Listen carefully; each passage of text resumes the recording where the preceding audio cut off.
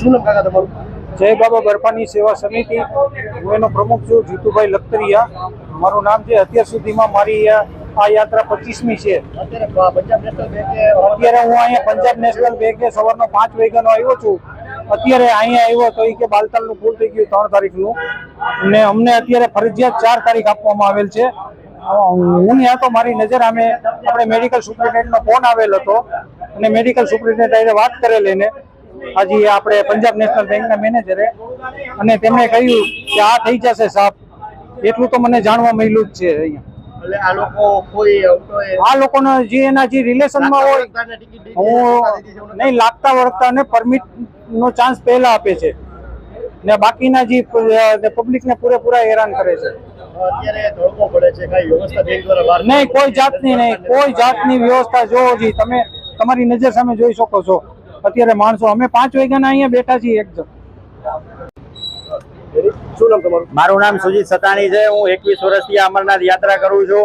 અત્યારે હું આજ સવારનો 4 વાગ્યા 4:30 વાગ્યાનો પંજાબ નેશનલ બેંકે હું ઊભો હતો રજીસ્ટ્રેશનની લાઈનમાં, અને મારો વારો આવ્યો ત્યારે મને મારો 5મો જ નંબર હતો, જ્યારે બેંક પાસે 7નો કોટા છે। મેં બાલતાલનું રજીસ્ટ્રેશન માંગ્યું 3 તારીખનું, તો મને ના પાડી દીધી, અને મારી પાછળના જે ઊભા હતા એમને 3 તારીખનું આપી દીધું એ લોકોએ રજીસ્ટ્રેશન, અને મારી યારે મને એમ કીધું કે 4 તારીખે એરર આવે છે, 4 તારીખે પ્રોબ્લેમ પડે છે, અને 4 તારીખે તમને આપશું, 3 તારીખનું નહીં મળે, 3 તારીખનો કોટા પેક છે એવી રીતનું મને કહી દીધું, એરર આવે છે।